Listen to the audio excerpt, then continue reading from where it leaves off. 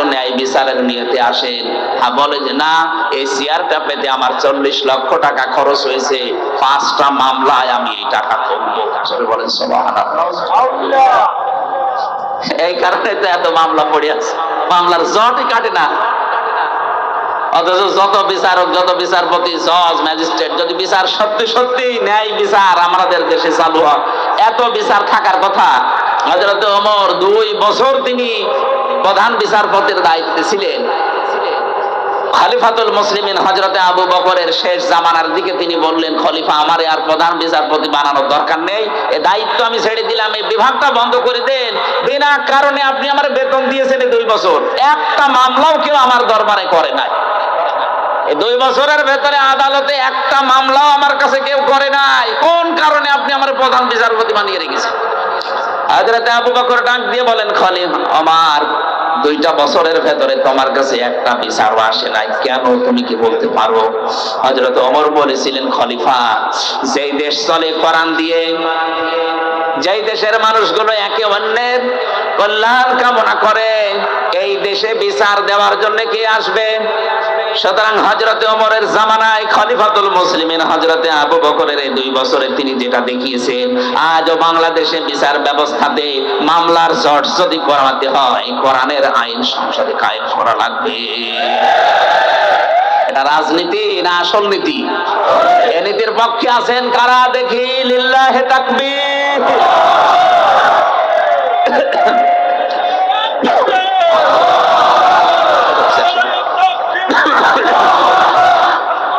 আলহামদুলিল্লাহ ভাই।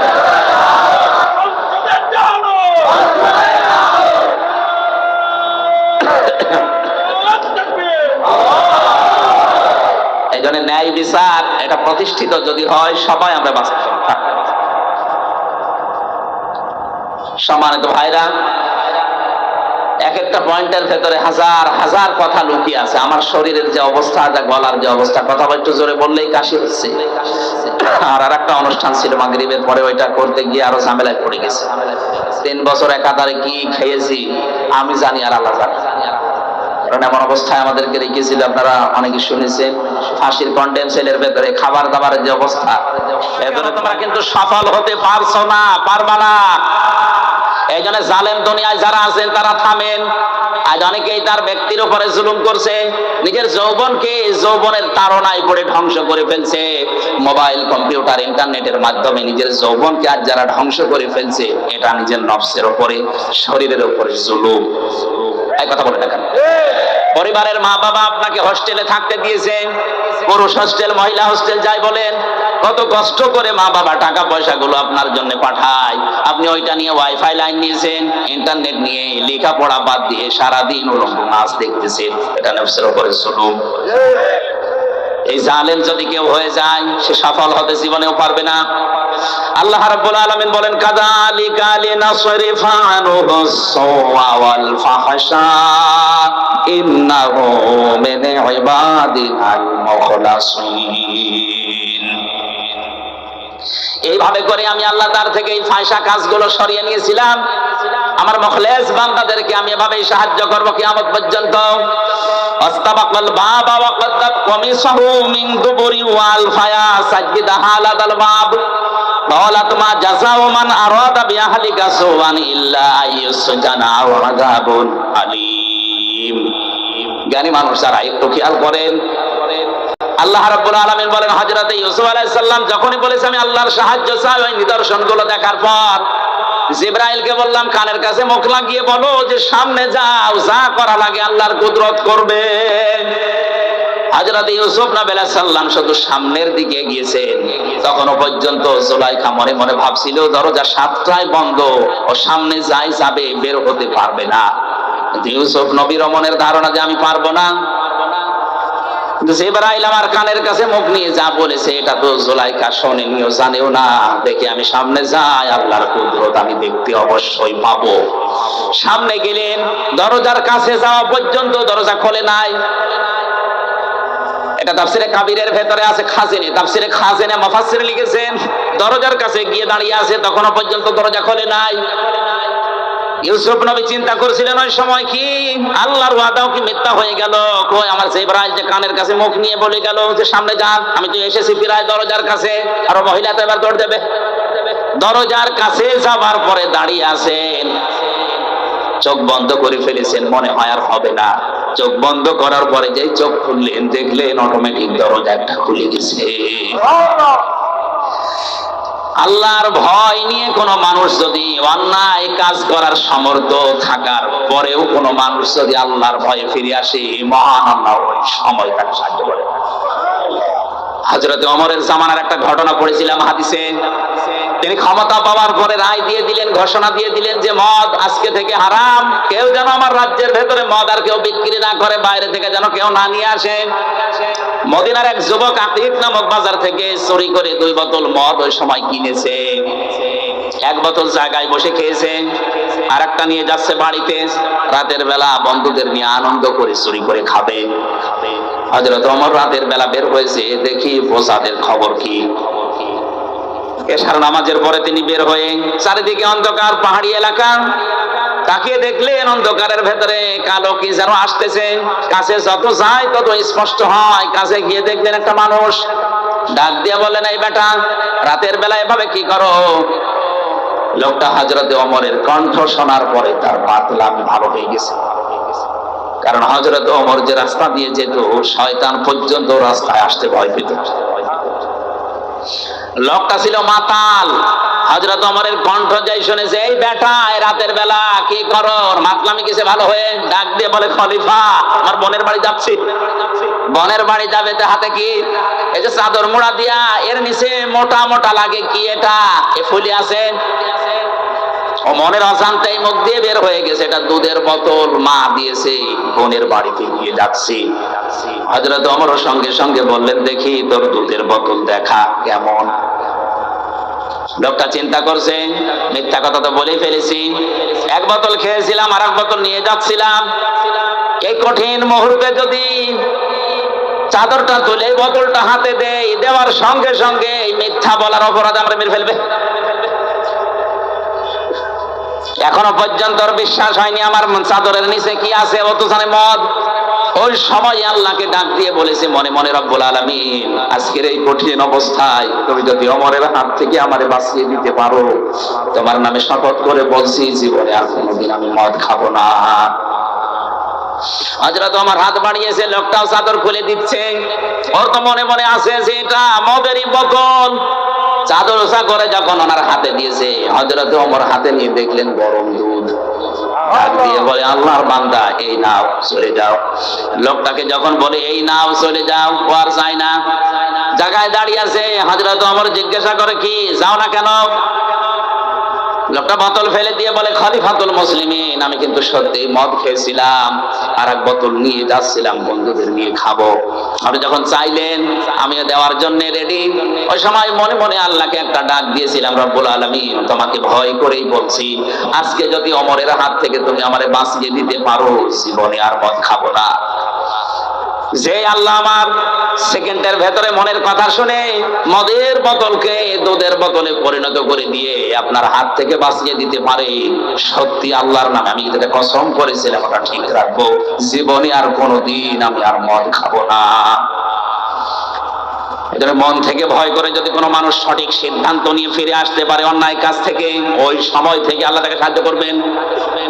হযরত ইউসুফ নবী ঠিক এই মুহূর্তে দরজার সামনে দাঁড়িয়ে চোখ বন্ধ করে উনি মনে করছিলেন, কই জিবরাইল যেটা বললো মেলে না, চোখ খুলে এটাকে মিলে গেছে। সামনের দিকে এগিয়ে যাচ্ছিলেন। জুলাইখা চিন্তা করছে, কই ধরা গেল না। পেছন দিক থেকে জামা টেনে ধরেছিলেন। হযরত ইউসুফ নবীর শরীরে শক্তি ছিল না। বলেন বলেন, কয়জনের নাম বললাম? 27 জন যুবকের শরীরের শক্তি ছিল কমপক্ষে, এক একজন নবীদের শরীরের ভেতরে। একটা মহিলা টান দিয়েছে পেছন দিক থেকে, তিনি এমন জোরে হ্যাঁচকা টান দিয়ে সামনের দিকে গিয়েছে, 7টা দরজায় তো খুলতে আরম্ভ করেছে। মহিলার হাতেও শক্তি কম ছিল না, কারণ সে তো রাজার স্ত্রী। ভালো ভালো খাওয়ার শরীর, জামা ছিঁড়ে গেছে, তারপরেও ধরতে পারে নাই। একেবারে শেষ দরজায় যাবার পরে দেখে বাদশা দাঁড়িয়ে আছে, আজিজ মেসের। ডাকতে বলে ইউসুফ কি অবস্থা? ইউসুফ নবী কথা বলতে যাবে তার আগে এই জুলাইখা ডাক দিয়ে বলে, বাদশাহ আপনি বাড়িতে নেই, এই সুযোগে আপনার এই গোলাম আপনার স্ত্রীর বেডরুম পর্যন্ত এসে দেখেন কি অবস্থা করেছে। হযরত ইউসুফ নবী বললেন, না এ দোষ আমার না, আপনার স্ত্রীর দোষ। কথা কাটাকাটির এক পর্যায়ে হযরত ইউসুফ নবীকে বাদশা জিজ্ঞাসা করে, তোমার কোনো সাক্ষী আছে? হযরত ইউসুফের মনের ভেতরে আল্লাহ ইলহাম পাঠিয়ে দিলেন, হ্যাঁ আছে। ওই যে আপনার শালীর কোলের উপরে যে দুধের বাচ্চা কাঁদতেছে ওইটাই আমার সাক্ষী। দুধের বাচ্চাটাকে সামনে নিয়ে আসলেন। কোরআনে কারীম বর্ণনা দিচ্ছে, জুলাইখার সঙ্গে সঙ্গে ডাক দিয়েছে, বাদশাহ হে আমার স্বামী, এর কথা আমি শুনতে চাই না। যদি আপনি আমাকে রাখতে চান, আপনার ভাত যদি আমি খেতে চাই, তাহলে এই লোকটাকে হয় জেলখানায় দেওয়া লাগবে, শাস্তি দেওয়া লাগবে। হযরত ইউসুফ আলাইহিস সালাম ছোট্ট এই বাচ্চার দিকে তাকিয়ে ইশারা করলেন, তোমার যা জানা আছে বলো দেখি। বাচ্চা ওর কি জানা আছে? আল্লাহ রাব্বুল আলামিন বলেন, ইউসুফ আলাইহিস সালামের কথা শোনার পরে কিন্তু বাচ্চা কথা বলেনি, চুপ করে যখন ছিল, বাচ্চা ইউসুফ নবীর দিকে চোখ মোটা করে তাকিয়েছিল। আল্লাহ রাব্বুল আলামিন নবীজির এই কঠিন মুহূর্তে যৌবনের এত বড় তাড়নায় যিনি পরীক্ষা দিয়ে পাশ করেছেন, তাকে ফেলে দেবেন না, এই কারণে এই বাচ্চার মুখ দিয়ে আল্লাহ কথা বের করে দিলেন। বাচ্চা ডাক দিয়ে বলে, বাদশা এই পুরুষের জামার সামনের দিকে যদি ছেঁড়া থাকে তাহলে এই পুরুষের দোষ, যদি এই পুরুষের পেছনের দিকে ছেঁড়া থাকে জামা তাহলে আপনার স্ত্রীর দোষ। তখনও পর্যন্ত জুলাইখার হাতে ইউসুফ নবীর জামার পেছনের সাইড ছেঁড়া, হাতে নাতে প্রমাণ। ক্ষমতা যেন কার হাতে? কি শোনেন আপনারা? বাদশার হাতে। জোরে বলেন, কার হাতে? হাতে নাতে প্রমাণ। ক্ষমতা যেন কার হাতে? বাদশাহ রায় দিতে চাচ্ছিলেন ইউসুফ নবীর পক্ষে, কিন্তু যেই বলেছে বাদশাহ আমি কিন্তু আপনার ভাত খাবো না, এই কথা শোনার পরে গেছে উল্টিয়ে। হযরত ইউসুফ নবী আলাইহিস সালামের বিরুদ্ধে বাদশা রায় দিয়ে দিল, আমি বাড়িতে না থাকার সুযোগে আমার স্ত্রীর বেডরুম পর্যন্ত গিয়ে তাকে নষ্ট করার পায়তারা করেছে, এই জন্য ইউসুফকে আমি 10 বছর জেল দিয়ে দিলাম। কয় বছর? হযরত ইউসুফ আলাইহিস সালামকে 10 বছর জেলের ঘোষণা দেওয়ার সঙ্গে সঙ্গে তার শরীরের যে সাধারণ পোশাক ছিল ওইটা খুলে ফেলা হলো। জেলখানার কয়েদিদের পোশাকটাকে পরানো হচ্ছে, জেলখানার কয়েদিদের যে ডান্ডা বেড়ি তারে দেওয়া হচ্ছে, মাজায় শিকল দিয়ে জেলখানার কয়েদিদের যে টুপি তার মাথায় দিয়ে টানতে টানতে নিয়ে যাচ্ছে। হযরত ইউসুফ নবী আলাইহিস সালাম ওই সময় আকাশের দিকে তাকিয়ে বলেছিলেন, রব্বুল আলামিন তুমি তো জানো আমি জিনা করিনি, তুমি তো জানো আমি ধর্ষক না, আমি মানুষের বাড়ি ঘরে আগুন লাগাইনি, এরপরেও বিনা কারণে ক্ষমতা যার রায় তার, ক্ষমতা যার রায় তার, এ কারণে আমার 10 বছর জেল দিয়ে দিল। আমার কোনো দুঃখ নেই, এদের এই অবৈধ কাজে সাড়া দেওয়ার চাইতে জেলখানার জীবন আমার কাছে উত্তম। জোরে বলেন আল্লাহু আকবার। আল্লাহ রাব্বুল আলামিন বলেন, ওয়ানজালনা ইলাইকা যিকরা লিতুবাজ্জিনা লিন-নাসি মা নুসিলা ইলাইহিম ওয়া লাআল্লাহুম ইয়াতাফাক্কারুন। সূরা নাহলের 44 নম্বর আয়াতের শেষের দিকে আছে, এই কোরআন এই জিকির আমি আল্লাহ আপনার কাছে এই জন্য নাজিল করেছি, স্পষ্ট ভাষায় মানুষের কাছে দলিল প্রমাণ দিয়ে আপনি উপস্থাপন করবেন। যারা শুনতে আসবে তাদেরও দায়িত্ব দিলাম, ওয়ালাআল্লাহুম ইয়াতাফাক্কারুন। ওই মানুষগুলো বাড়িতে যেয়ে যেন চিন্তা ভাবনা করে যে আসলে কি শুনলাম আর কি করা দরকার। তাহলে আমার দায়িত্ব সূরা নাহলের 90 নম্বর আয়াতের সঠিক ব্যাখ্যা বিশ্লেষণ সুন্দরভাবে উপস্থাপন করা, আর আপনাদের দায়িত্ব হচ্ছে এই কথাগুলো নিয়ে চিন্তা ভাবনা করে প্র্যাকটিক্যাল লাইফে কাজে লাগানো। কি কথা বলেন না কেন? এটা যেহেতু দুনিয়ার কোন সাধারণ বই না, কিতাব না, আল্লাহর পক্ষ থেকে আসা একমাত্র শুধুমাত্র কেবলমাত্র নির্ভেজাল একটা কিতাব। যালিকাল কিতাবু লা রাইবা ফি, এই শব্দটা পৃথিবীর কোন বইয়ের আগে লেখা সম্ভব না, শুধু কোরআন বাদ দিয়ে। এই জন্য এই কোরআন উপস্থাপন করার কিছু ধরন আল্লাহ শিখিয়েছেন। যেভাবে সেভাবে যেখান থেকে যা তা বললেই কোরআনে কারিমের হক আদায় হবে না। কিভাবে আপনি কোরআন উপস্থাপন করবেন মানুষের সামনে? ১৫০০ বছর আগে মহান আল্লাহ সে ধরন আমাদেরকে সেই পদ্ধতি শিখিয়েছেন। আলিফ লাম মিম সাদ কিতাবুন উনজিলা ইলাইকা ফালা ইয়াকুন ফি সাদরিকা হারাজুন মিনহু লিতুনযিরা বিহি ওয়া যিকরা লিল মুমিনিন। আল্লাহ পাক বলেন একটা কিতাবুন আনজালনাহু ইলাইকা, আপনার প্রতি আমি আল্লাহ নাজিল করেছি লিতুখরিজান নাসা মিনাজ যুলুমাতি ইলান নূর, মানুষদেরকে অন্ধকারের পথগুলো থেকে বের করে আলোর পথের দিকে নিয়ে আসবেন। আল্লাহর এই কোরআন বাদ দিয়ে দুনিয়ার যত নিয়ম নীতি আছে আল্লাহর ভাষায় সব অন্ধকার, একমাত্র আলোর নাম হচ্ছে কোরআনে কারীম। জোরে বলেন সুবহানাল্লাহ। এটা উপস্থাপন করার ধরনের প্রথম নম্বরে কিতাবুন উনজিলা ইলাইকা ফালা ইয়াকুন ফি সাদরিকা হারাজুন। হে নবী, এই কোরআন দিয়ে যখন মানুষদেরকে আপনি সতর্ক করবেন, উপদেশ দেবেন, নসিহত লাগাবেন, আপনার মনের ভেতরে যেন কোনো সংকীর্ণতা, সংশয়, সন্দেহ এগুলো কাজ না করে। হারাজুন শব্দের ব্যাখ্যা লিতুনজিরা, হারাজুম মিনহু লিতুনযিরা বিহি, এই শব্দটুকুর ব্যাখ্যায় আমি দুইটা বিষয় পেয়েছি তাফসিরে। এক নম্বরে মুফাসসির দিয়েছেন কোরআন দিয়ে যখন আপনি সতর্ক করবেন, হয়তো পৃথিবীর অনেক মানুষ এটা মেনে নিতে পারবে না, কারণ আবহমান কাল থেকে তারা একটা নিয়ম নীতির উপর চলছিল। কোরআনে কারীম দিয়ে যখন সঠিকটা তুলে ধরবেন, ওইটার উপরে আঘাত লাগবে। আঘাত লাগার কারণে সেই মানুষগুলো বিরোধিতা করবে। এতদিন যেই মানুষেরা আপনাকে চাকরি দিত, বেতন দিত, ভাতা বাড়িয়ে দিত, আপনার হাদিয়াত ফলাকাত, তারা আজ এই কথাগুলো শোনার পরে ওগুলো বন্ধ করে দিতে পারে। এইটা বাস্তব পৃথিবীতে এখন হচ্ছে না, হচ্ছে না? কোরআনের সঠিক কথাগুলো তুলে ধরলে অনেক মানুষ যারা মানধাত আমল থেকে চলে আসছে, যুগ যুগ ধরে যারা নিয়ম নীতি ইসলাম মনে করে পালন করছে, তারা মনে করবে এটা তো নতুন ইসলাম, এ তো কোনোদিন শুনিনি। আগে পড়তো আলিফ বে তে সে, পড়তো আগে। এখন সত্য করে যদি বলেন আলিফ বা তা সা, এ আবার কি নিয়ম বানিয়েছে হুজুরা, নতুন নতুন ইসলাম বানায়, এটা কি নতুন ইসলাম? এটা সঠিকটা।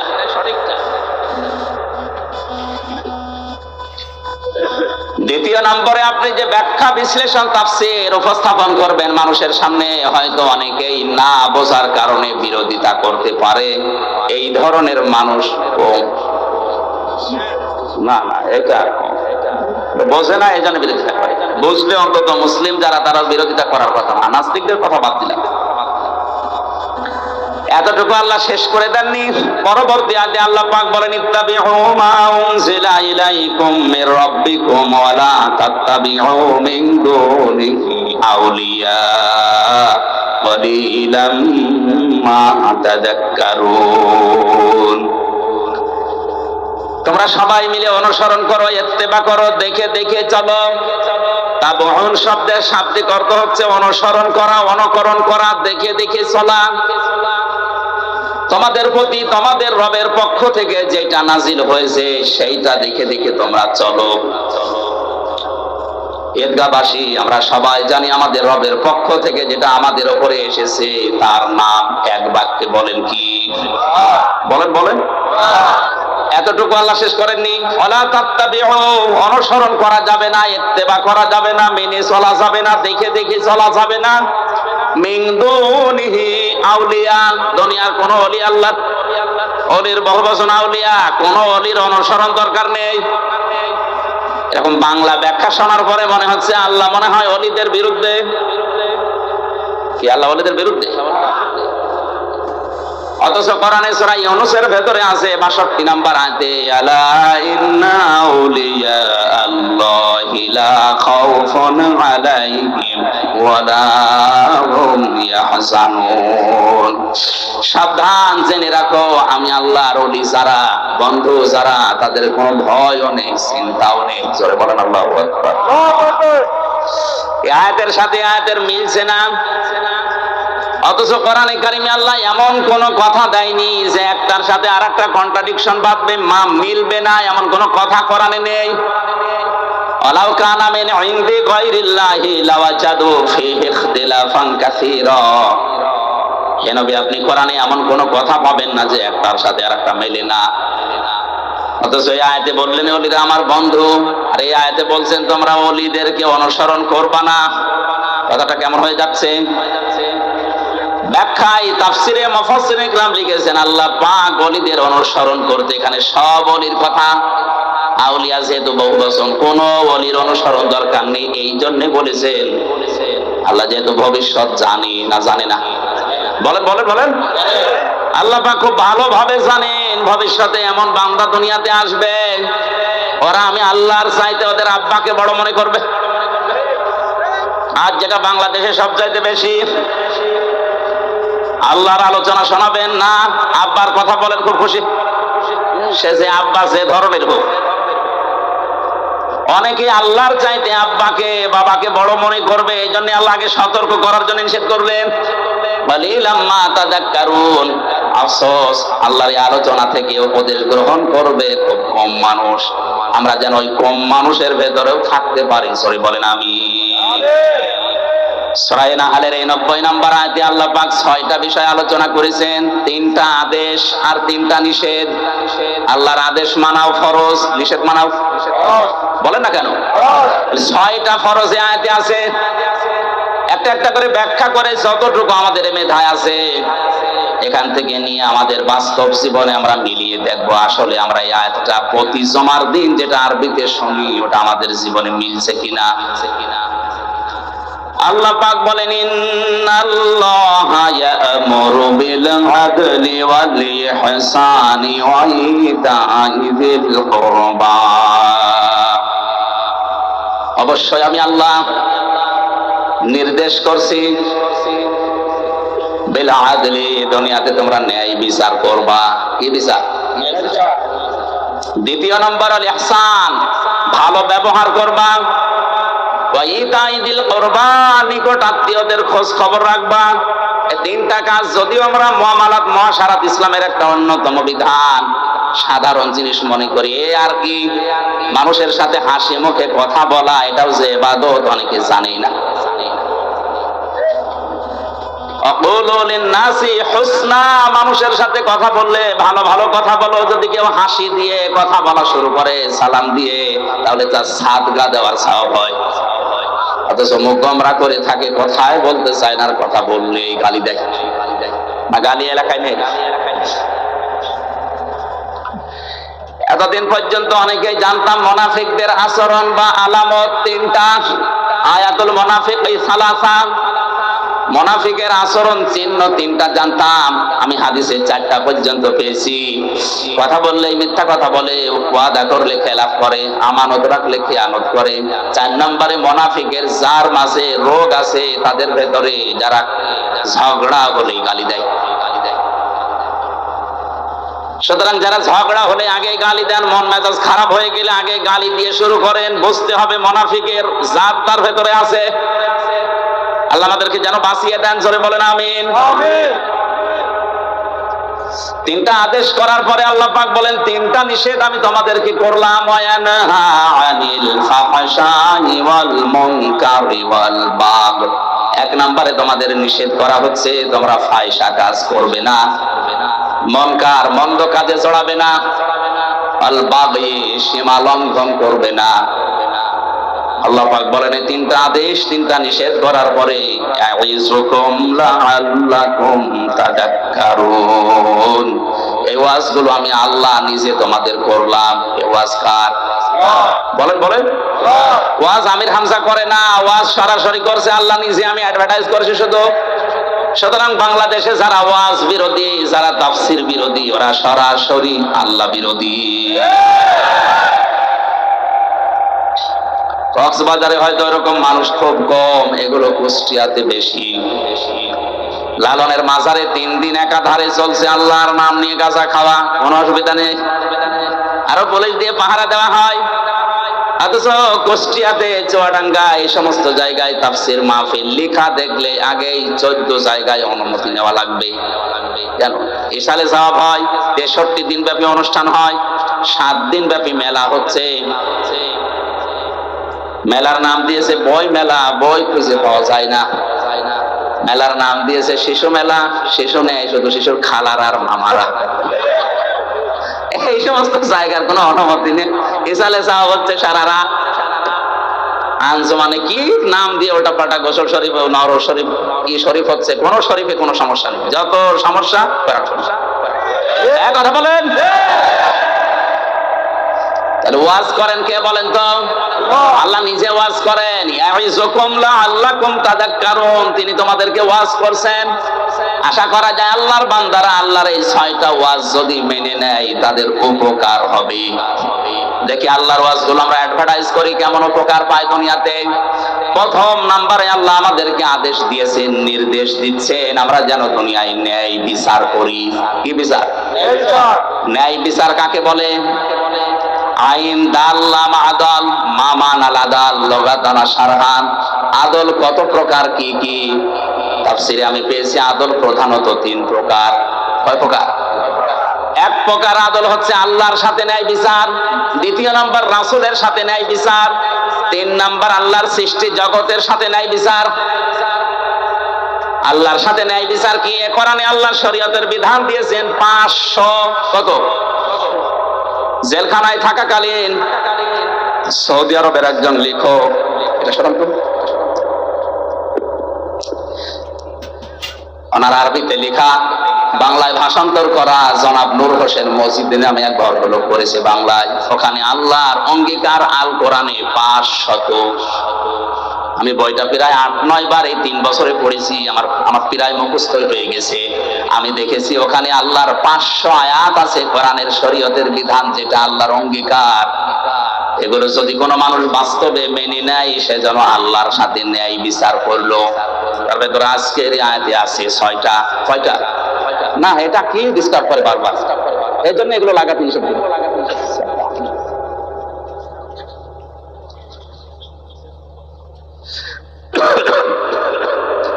সুবহানাল্লাহ, আলহামদুলিল্লাহ, লা ইলাহা ইল্লাল্লাহ। সুবহানাল্লাহ, আলহামদুলিল্লাহ, লা ইলাহা ইল্লাল্লাহ, লা ইলাহা ইল্লাল্লাহ, মুহাম্মাদুর রাসূলুল্লাহ। আমার ভাইরা, আল্লাহর সাথে আদল আজকের এই 6টা বিধানও যদি আমরা অন্তত বাস্তবে মিলাতে পারি, তাও কিছুটা হলো আল্লাহর সাথে ন্যায় বিচার হবে। দেখি সামনে যায়। 2 নম্বর ন্যায় বিচার রাসূলের সাথে। বিশ্ব নবী মুহাম্মদ রাসূলুল্লাহর 40 থেকে 63 এই 23টা বছরে তিনি যা করেছিলেন, ওইটা আপনার প্র্যাকটিক্যাল লাইফে মেনে নেওয়ার নাম ন্যায় বিচার। হ্যাঁ, এখন অনেকে বলতে পারে আমি কিন্তু প্রথম 1 থেকে 40 পর্যন্ত মানি। কোরআন হাদিসে 1 থেকে 40 পর্যন্ত আপনি যদি নবীজিকে না মানেন তবে জাহান্নামে যাবেন, এমন কথা আমি পাইনি। কিন্তু 40 থেকে 63 এই 23 বছরের একদিনও যদি আপনি না মানেন, আপনার খবর আছে। কথাগুলো বোঝার চেষ্টা করেন। আজ বাংলাদেশ সহ বিশ্বে 2 রকম ইসলাম পালন করার পেছনে কারণ এই 2টা। নবুয়তের আগে 23 বছর, নবুয়তের পরে 23 বছর। লাকাদ কানা লাকুম ফি রাসূলিল্লাহি উসওয়াতুন হাসানা লিমান কানা ইয়ারজুল্লাহা ওয়াল ইয়াউমাল আখির ওয়া যাকারাল্লাহা কাসীরা। জোরে বলেন আল্লাহু আকবার।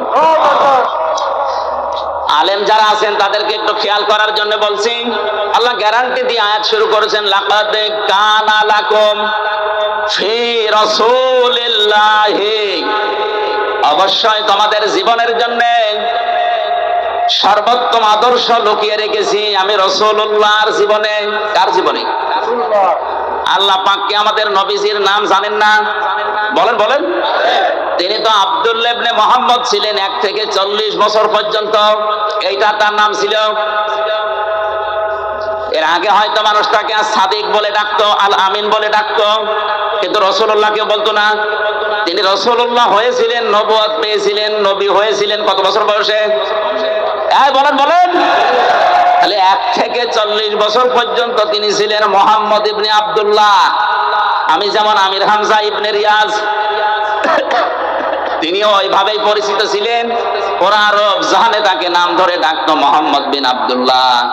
এখনো পর্যন্ত মিডল ইস্টে যে দেখেন তারা বাবার নামকে ছুড়ে দিয়ে ডাকে।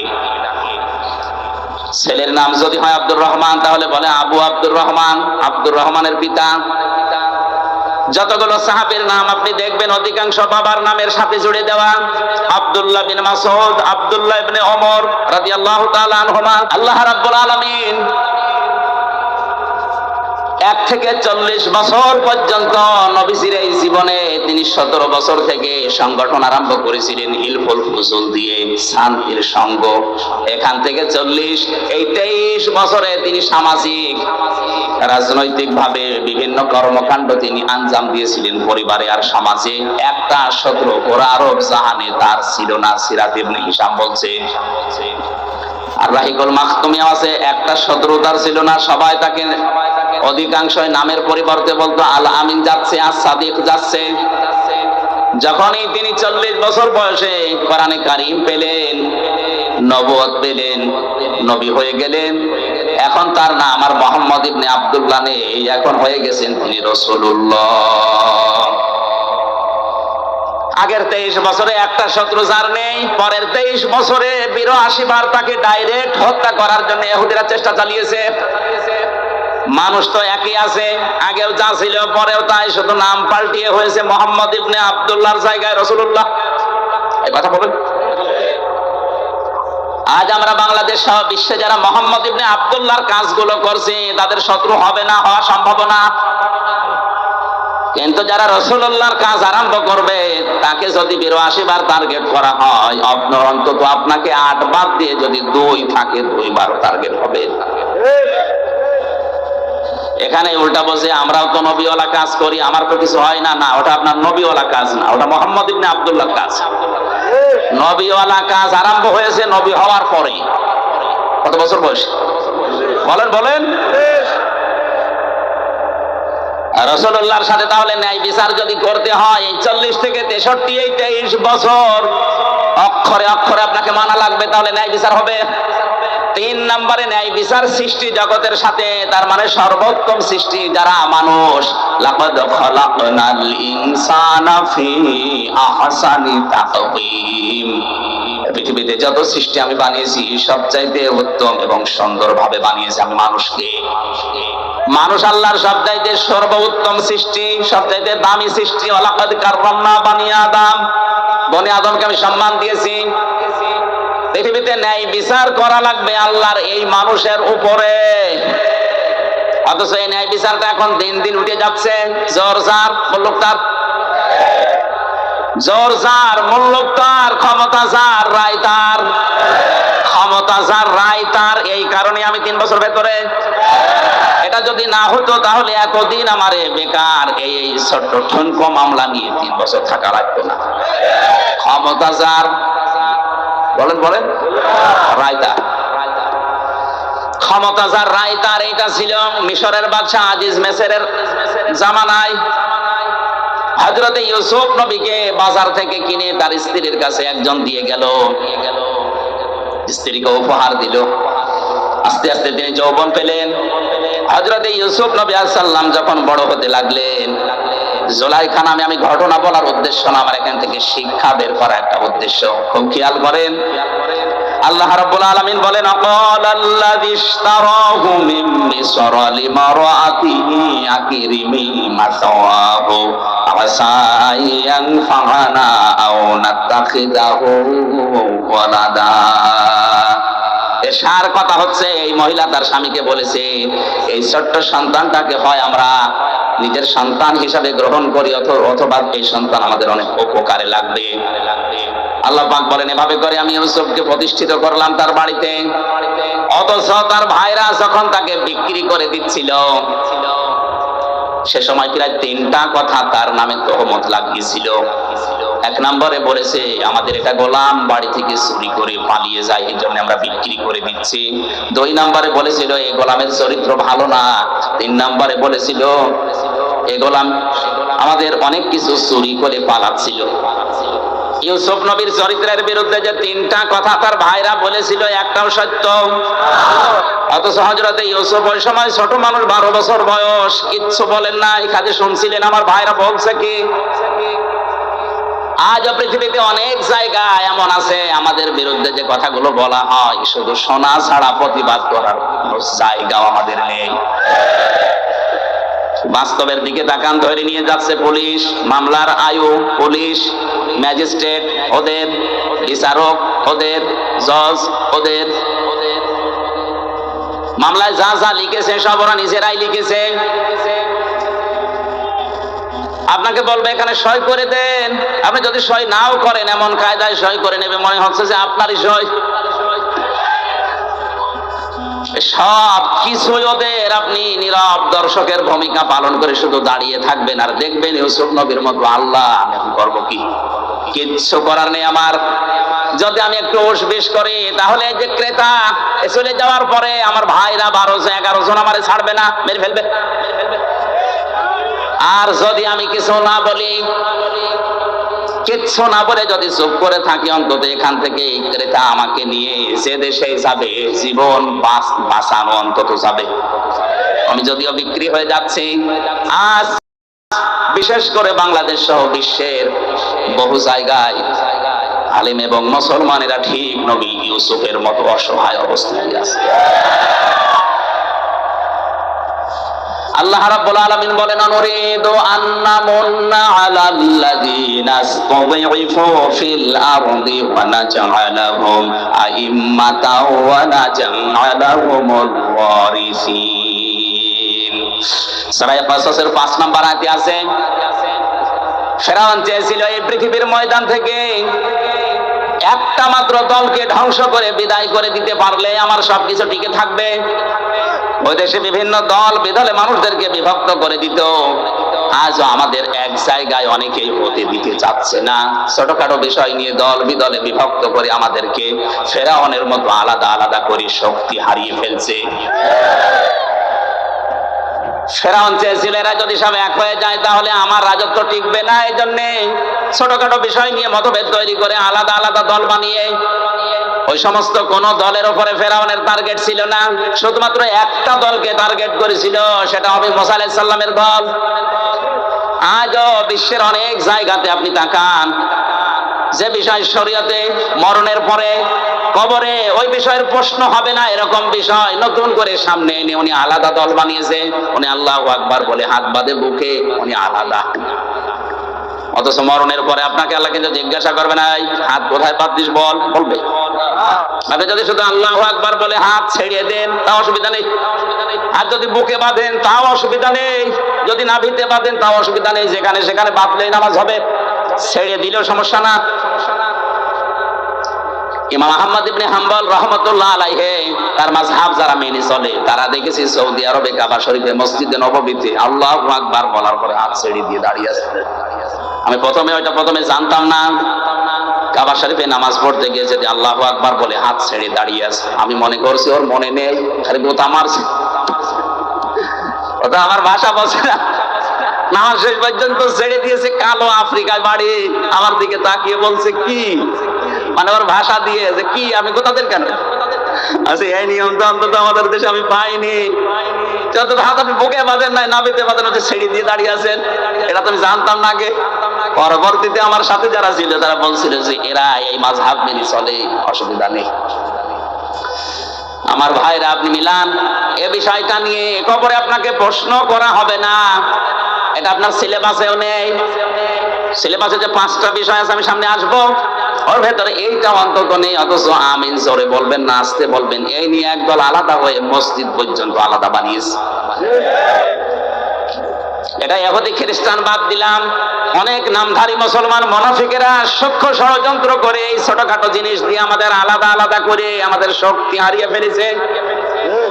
আতিউল্লাহ ওয়া রাসূলাহু ওয়া লা তানাসাউ ফাতাফশালু ওয়া তাযহাবা রিহুকুম ওয়াসবিরু ইন্নাল্লাহা মা'আস সাবিরিন। সূরা আনফালের 10 নম্বর পারা 2 নম্বর পৃষ্ঠার 1 নম্বর লাইনে আছে, আল্লাহ পাক বলেন, আল্লাহর ইতাআত করো, রাসূলের আনুগত্য করো, সাবধান তোমরা নিজেরা নিজেদেরকে বিচ্ছিন্ন করে ফেলো না, তোমরা পরস্পর মতবিরোধ তৈরি করো না, তাহলে তোমাদের হাওয়া কমে যাবে। তাযহাবা রিহুকুম ওয়াসবিরু শব্দের দিকে খেয়াল করেন, তাযহাবা রিহুকুম তোমাদের বাতাস বেরিয়ে যাবে। বাতাস বেরোনো মানে, আমি আয়াতের তাফসীর পড়ার পরে বুঝতেছিলাম না। একবার যশোরে একটা অনুষ্ঠানে যাবার সময় থানার সামনে দিয়ে যেতে যেতে দেখি থানার ভেতরে অনেকগুলো প্রাইভেট মোটরসাইকেল পুরোতনটা পড়ে আছে। নিচের দিকে তাকিয়ে দেখলাম অধিকাংশ মোটরসাইকেল প্রাইভেটের চাকায় হাওয়া নেই, আর হাওয়া না থাকলে ওগুলো সব মুক্ত করে পড়ে থাকে। কথা বলে না, এই যে হাওয়া না থাকলে ওর চলার ক্ষমতা নেই, নড়ার ক্ষমতা নেই, দেখতেও যেন কেমন লাগে। মুসলমানদের ভেতরে যখন ঐক্য নষ্ট হয়ে যায় তখন আল্লাহ পাক বলেন তাদের বাতাস, তাদের শক্তি বের হয়ে যাবে, তখন যে এসে থাপড় দেবে। আর এটা অলরেডি এখন আরম্ভ হয়েছে। আন্তর্জাতিক বিষয়টা আমি পরে বলবো, এটা দেশীয় রাজনীতিতে দেশীয় ষড়যন্ত্র এটা, এই জন্য আমরা এক জায়গায় হতে পারি না। ফেরাউন ঠিক এই কাজ করে ওই মিশরের ভেতরে আলাদা আলাদা দল করে 100 দল বানিয়েছে, কোন দল তার টার্গেট ছিল না। আজও বাংলাদেশে ইসলামী দল যত আছে কোন দল কিন্তু বাতিলের টার্গেট না, রাম আর বামদের টার্গেট না, একটা দলকে বাতিল বা টার্গেট মনে করে। কারণ ওরা জানে যে ফেরাউনের মতো ওদেরও বুদ্ধি আছে, যে হাজার হাজার দল থাকলেও অসুবিধা নেই, মুসা নবী সমস্যা। আল্লাহ রাব্বুল আলামিন বলেন, কিন্তু আমি অনুগ্রহ করেছি, আন্না মুন্না, মানান শব্দের শাব্দিক অর্থ হচ্ছে অনুগ্রহ করা, দয়া করা।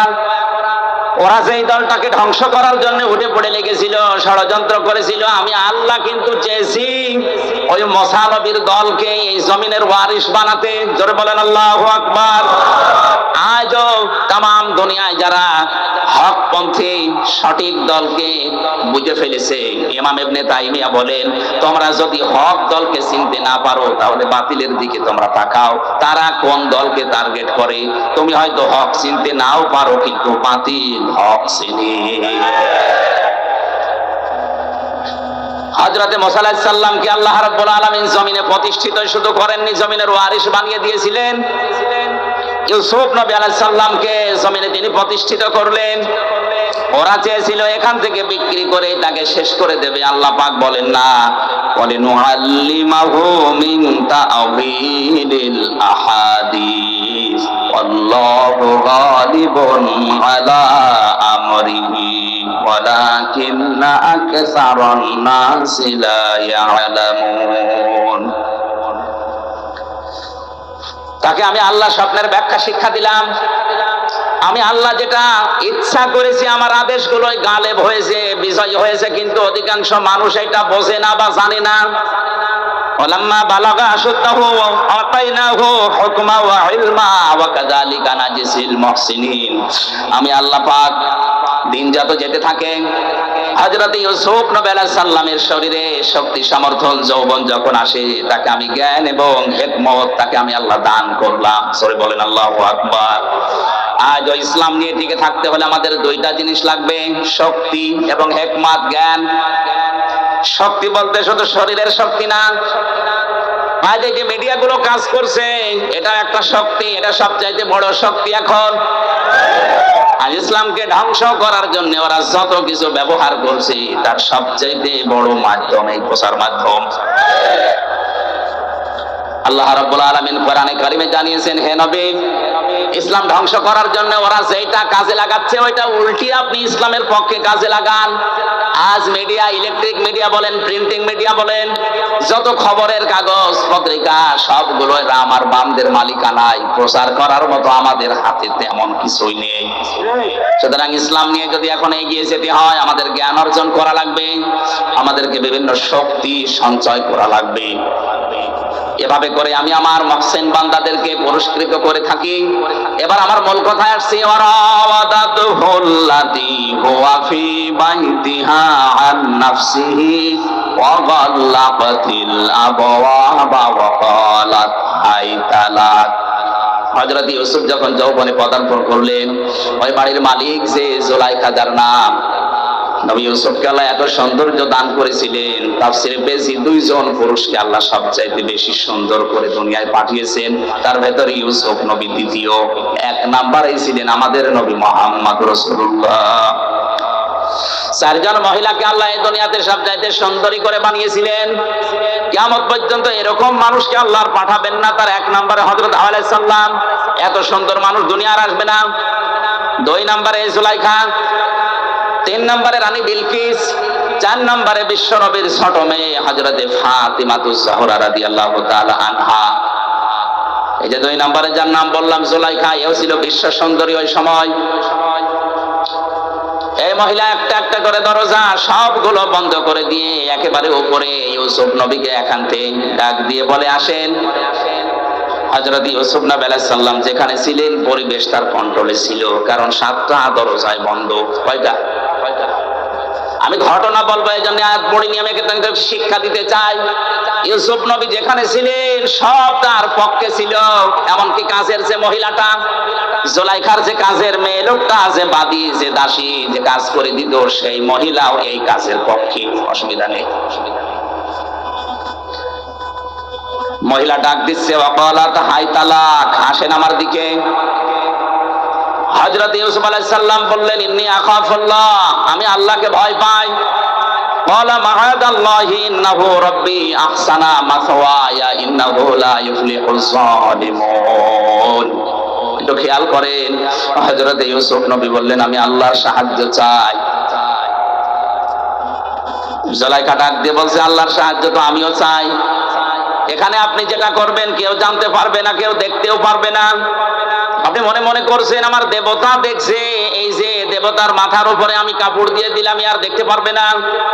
ইউসুফ নবী ওই সময় বলেছিলেন, আল্লাহর বান্দি, এই মাটির মূর্তিগুলো কাপড় দিয়ে হয়তো ঢাকা যায়, কিন্তু আমি এমন একজন সত্তার ইবাদত করি যার মুখ, যার চোখ কখনো কাপড় দিয়ে বন্ধ করা যায় না।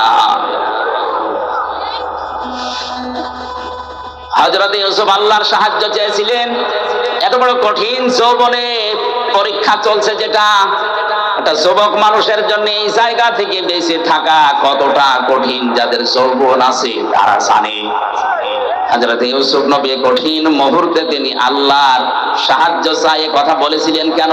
অথচ তার পরবর্তীতে আল্লাহ পাক বলেন, লাকাদ হাম্মাত বিহি ওয়া হাম্মা বিহা লাউলা বুরহানা রাব্বি। এমন একটা পরিবেশ তার কোন অনুকূলে ছিল। তিনি একজন নবী, নবীদের শরীরে এমনিতেই যৌবন বেশি। সাধারণ মানুষের চাইতে নবীদের শরীরে যৌবন কমপক্ষে 27 গুণ বেশি থাকে। কত? আল্লাহর নবীর এই ডান হাতে এই দুনিয়ার 100 মানুষের শরীরে যে শক্তি আছে তার ডান হাতে এই শক্তি ছিল। নবীদের যৌবনও বেশি, তাদের শক্তিও বেশি, পরিবেশে কন্ট্রোলে।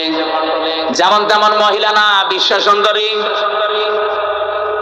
আল্লাহ রাব্বুল আলামিন বলেন, হযরতে ইউসুফও কিন্তু মানুষ হিসাবে রাজি হয়ে গিয়েছিলেন, আর ওই মহিলা তো আগেই রাজি।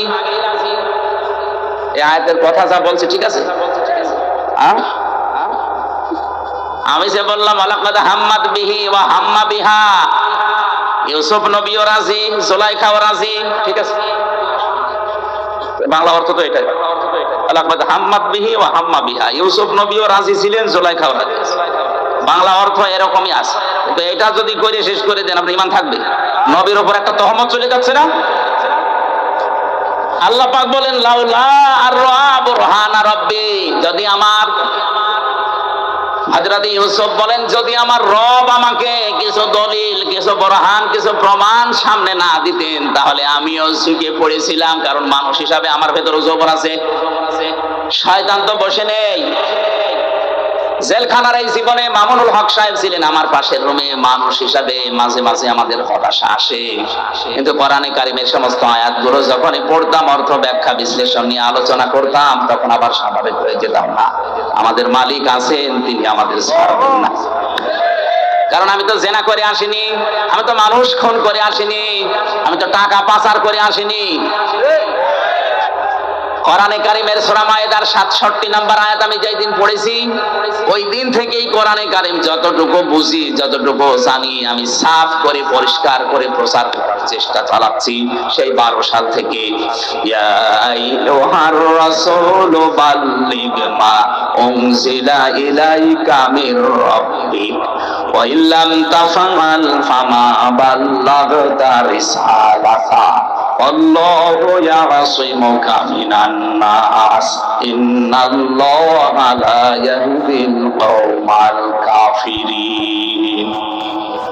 আল্লাহ পাক বলেন, হে রাসূল বাল্লিগ, আপনি প্রচার করেন, আপনি তাবলীগ করেন, ছড়িয়ে দেন। কি ছড়াবেন, কি প্রচার করবেন? মা উনজিলা ইলাইকা মির রাব্বিক, আপনার রবের পক্ষ থেকে যেটা নাযিল হয়েছে। এই আয়াত প্রমাণ করে পৃথিবীতে তাবলীগ করা ফরজ কোরআনের। কিসের? আরো জোরে বলেন, কিসের? পৃথিবীর কোন মানুষের তাবলীগ করা ফরজ না, জায়েজও না। এমনকি কোন মানুষ যদি মারা যায়, সর্বোচ্চ 3 দিন তার স্ত্রী তার জন্য শোক পালন করবে। কয় দিন? সাধারণ মানুষ যত মারা যাবে সর্বোচ্চ 3 দিন, আর স্বামী মারা গেলে 40 দিন। 4 মাস 10 দিন পরে সে অন্য জায়গায় বিয়ে করে আগেরটা ভুলে, একেবারে ভুলে যে নতুন করে সংসার করবে, কোনো অসুবিধা নেই।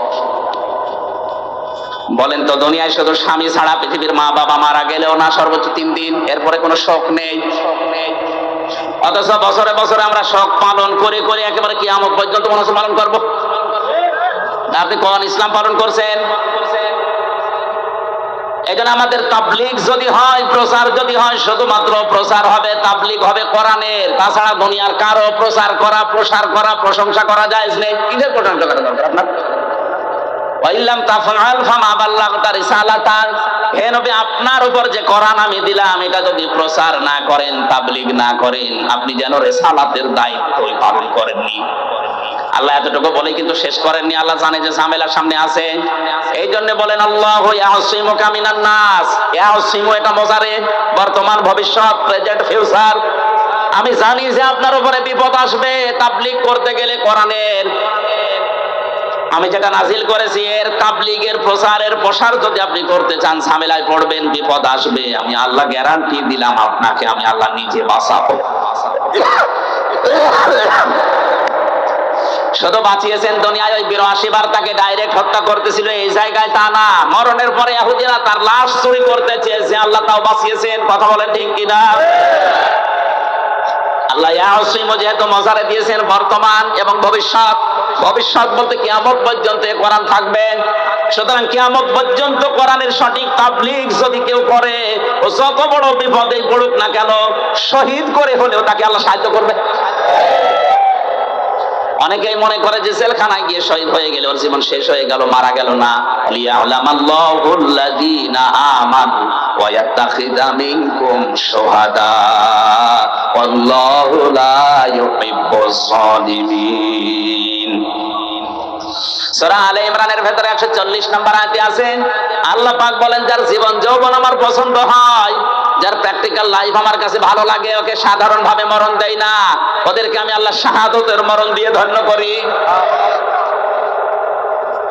এই লোকটা যদি এখন মারা যায়, ঈমান নিয়েও যদি মরে, কবরে দিয়ে দেবেন, কবরে উনি ঘুমিয়ে পড়বে, এতটুকু শেষ, আর কিছু নেই। কিন্তু যদি শহীদ হয়ে মরতে পারে, কবরে যাবার পরে আমার আল্লাহ নিজে ওনাকে খাওয়াবে।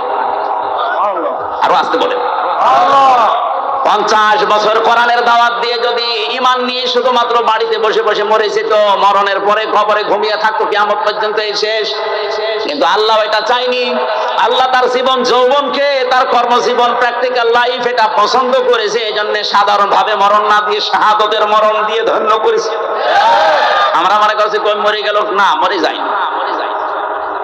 ولا تحسبن الذين قتلوا في سبيل الله أمواتا بل أحياء عند ربهم يرزقون। সূরা আলে ইমরানের 162 নম্বর আয়াতে সম্ভবত আছে। আল্লাহ তাআলা বলেন, আপনি কি ধারণা করেন হে নবী, যারা আমি আল্লাহর রাস্তায় শহীদ হয়, মারা যায়, হত্যা হয়, তাদেরকে আপনি মনে করেন যে ওরা মরে গেল? না, বরং ওরা জীবিত, এবং আমি আল্লাহ নিজে ওদেরকে খাবার খাওয়াই। সুতরাং আজ ফিলিস্তিনের এই মুসলমানেরা সহ বিশ্বের যত জায়গায় আজ মুসলমানদেরকে শহীদ করা হচ্ছে, মারা হচ্ছে, হত্যা করা হচ্ছে। এই মানুষগুলোর জীবন ব্যর্থ না, এদের জীবন আল্লাহর কাছে পছন্দনীয়। এই জন্য শাহাদাতের মর্যাদা আল্লাহ তাদের ধন্য করছে। এখানে বরহান দলিল যদি আল্লাহ রাব্বুল আলামিন মানুষকে না দেখায়, তার মনের ভেতরে শান্তি প্রশান্তি আসা সম্ভব না। কত মানুষ দেখলাম শুধুমাত্র ইসলামের জন্য 20 বছর 22 বছর 25 বছর পর্যন্ত পড়ে আছে ওই চার দেওয়ালের মাঝে, দুনিয়ার কিচ্ছু আর জানে না। এমনিতে একটা ঘরের ভেতরে আমার মাত্র 3 বছর থাকতে হাঁপিয়ে উঠেছি। যে লোকটা আজ 25 বছর আছে, এমনি থাকা যায় না। মহান আল্লাহ অবশ্যই তাকে কোনো কিছু দেখাচ্ছে। এই যে লাউলা কোরআন শরীফ কি ভুল নাকি এই জায়গায়? লাউলা আর রা বুরহান রাব্বি, যদি তার রব তাকে কিছু দলিল আর প্রমাণ না দেখাতেন, তাহলে তিনিও কিন্তু যৌবনের তাড়নায় ঢুকে পড়েছিলেন। কি দেখিয়েছেন? তাফসিরে 3টা কথা আছে। 1 নম্বরে হযরতে ইয়াকুব আলাইহিস সালামকে আল্লাহ ওই ঘরের ভেতরে হাসির করে দিলেন। মনে হচ্ছে ইয়াকুব নবী তার ছেলেকে ডাক দিয়ে বলছে, বাবা ইউসুফ, তুমি কিন্তু জিনা করতে পারো না। 2 নম্বরে হযরতে জিবরাইল ফেরেশতা একটা কাগজ নিয়ে এসেছে। কাগজের উপরে লেখা ছিল, আমি আল্লাহ বলছি ইউসুফ তুমি কিন্তু জিনা করতে পারো না। এই সমস্ত নিদর্শনগুলো যখন তিনি দেখলেন, তিনি তখন বললেন, ক্বালা মাআদাল্লাহ, আমি আল্লাহর সাহায্য চাই। কার? বলেন এতটুকুই বলেননি তিনি, ইন্নাহু রাব্বি, নিশ্চয় আমার রব, আহসানা মাসওয়ায়া, আমাকে উত্তম ভাবে লালন পালন করছে। এখানে রব বলতে 2টা অর্থ আমি পেয়েছি। হযরত ইউসুফ একদিকে হয়তো আমার আল্লাহকে বুঝিয়েছিলেন, 2 নম্বর মিশরের বাদশা আজিজে মিশরকে বুঝিয়েছিলেন।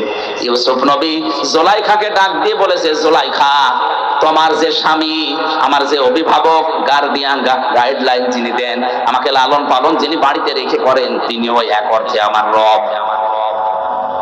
যেহেতু তার বাড়িতে আমি আছি, আজ অনেকদিন ধরে লালন পালন করছে, খাবার খাওয়াচ্ছে, থাকতে দিয়েছে, আমি তার বাড়িতে থেকে তার আমানতের খেয়ানত করতে পারি না। ইন্নাহু লা ইফলিহুজ জালিমুন, এটা যদি আমি করি তাহলে জালেম হব, আর জালেমরা কোনোদিন সফল হচ্ছে না, হবে না। ইউসুফ নবী ইন্নাহু লা ইফলিহুজ জালিম বলতে পারতেন যে আমি জালেম, আমি সফল হব না। তিনি জালিমুন বহুবচন দিয়েছেন। ইফলিহু এটা মোজারে, কেন মোজারে দেওয়ার পরে বহুবচন দিয়েছেন? তিনি তো একা ছিলেন ঘরের ভেতরে। মুফাসসিরিন ইকরাম তাফসিরে কাবীরের ভেতরে আল্লামা ফখরুদ্দিন রাজি লিখেছেন, হযরত ইউসুফ নবী আলাইহিস সালাম যে কথাটা বলেছিলেন আল্লাহর এত বেশি পছন্দ হয়েছিল, ওই সময় কিয়ামত পর্যন্ত যারা নফসের উপরে, পরিবারের উপরে, সমাজের উপরে, দেশের উপরে, মানুষের উপরে জুলুম করবে, এই জালেমদেরকে আল্লাহ দৃষ্টান্ত হিসাবে আয়াত কোরআনে নাযিল করে দিয়েছেন। ন্যায় বিচার আমাদের হচ্ছে না, অথচ ন্যায় বিচারক বাদশার জন্য নবীজি জানিয়েছেন কিয়ামতে কোনো ছায়া থাকবে না, শুধু আল্লাহর আরশের ছায়া ছাড়া। মানুষের মাথার মগজগুলো টকবক করে ফুটতে থাকবে, জমিন তামার হয়ে যাবে। এই কঠিন অবস্থাতে মাত্র 7 প্রকার মানুষকে আল্লাহ তার আরশের ছায়ায় বসিয়ে মাছের কলিজা দিয়ে খাবার খাওয়াবেন। তার 1 নম্বরে আলে ইমামুল আদিল, দুনিয়ায় যারা ন্যায় বিচারক বাদশা। সুবহানাল্লাহ বলতে পারবেন? আজ দুনিয়ায় ন্যায় বিচারক বাদশা কম না বেশি? নেই। এখানে বিচারপতি যারা আছেন, হাজার হাজার মামলা পড়ে আছে বিনা কারণে। আপনি কত জায়গায় মাসের পরে মাস ঘুরতে যাচ্ছেন, অথচ এই লোকটা জেলের ভেতরে পয়সা মরতেছে। আপনি একটু সুযোগ করলেই কিন্তু লোকটার জামিন